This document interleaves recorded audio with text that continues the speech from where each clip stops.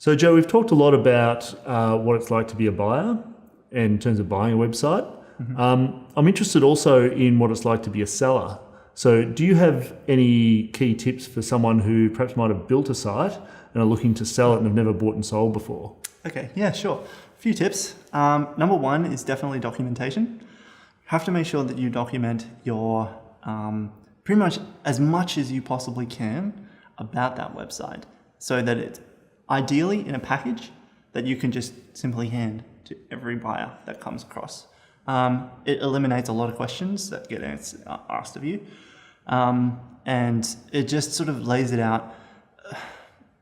You want to make it almost to the point where the buyer doesn't really even need to do due diligence. Like, everything is in this document. So it's fairly comprehensive. I use Google Sheets for this. I call it my KPIs for this. And then, you have a profit and loss in there. You'll have, make sure that's accurate, 100% accurate. That's very important. If it's, you've got screenshots that are different than what's in your profit and loss, that's a red flag and a bit of a problem. Your top keywords that are bringing in traffic, most popular pages, how much traffic they're coming, bounce rate, time on page, all those sort of metrics. And if you're selling your own product, then, conversion rates and things like that also go a long way to help, return rates and so on. So that's documentation. The next thing is to answer everyone's question as if they are your buyer. So if someone is coming to you and asking you a lot of questions, or even if it's just one question, can you add me to the Google Analytics or whatever, you can elaborate on that. You can say, add it and so on. Answer every single response as if they're your buyer. Is that because any one of them could be your buyer? Exactly, Yep. Partly. Also, it shows that you are willing to put in the effort when it comes time to close a deal.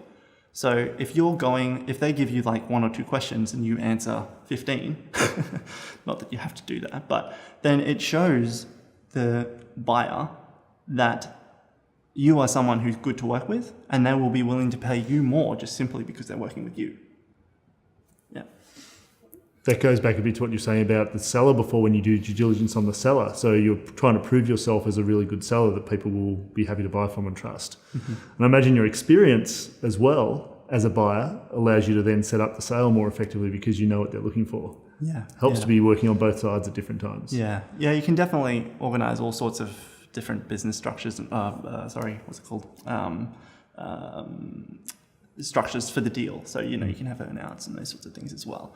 Most common is definitely just a buyout though, especially if it's a smaller sort of site. Just a straight payment for the site. Yep.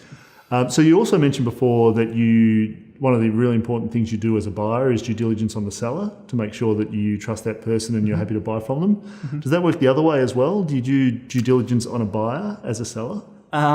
No, I don't. The reason, I don't know if I should or shouldn't, but generally speaking, there is significantly less risk as a seller that the buyer will drop out.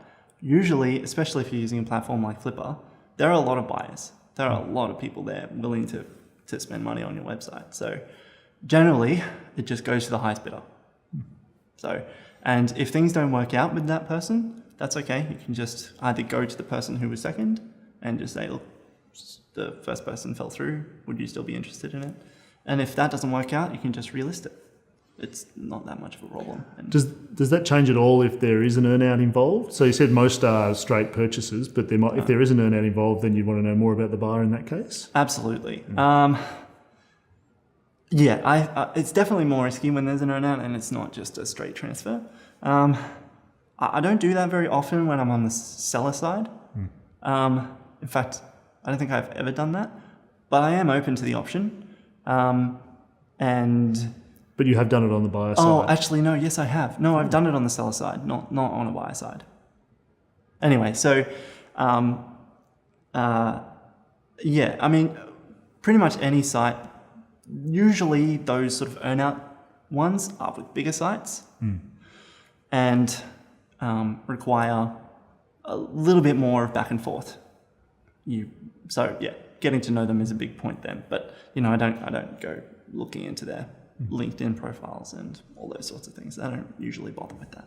Because there's usually so many as well. There are a lot of buyers on there. So I'm getting messaged on an average listing by up to 50 different people. So I'm not going to look into every single one of them. And I don't know who's going to end up being one of the highest bidders anyway. So I just let it play out.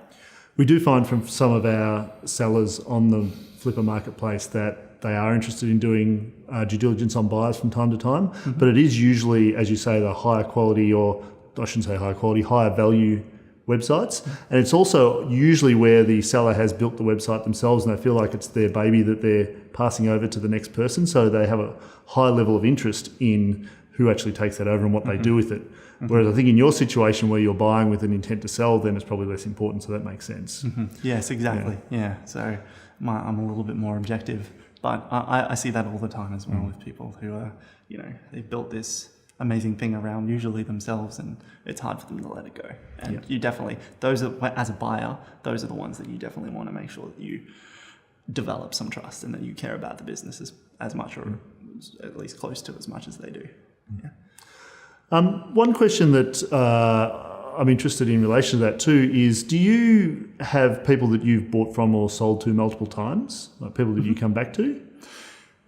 Yes, actually I do. I've had a couple of repeat buys, and sellers in particular. I go back to sellers quite a bit and just say, hey, you've got any new sites available?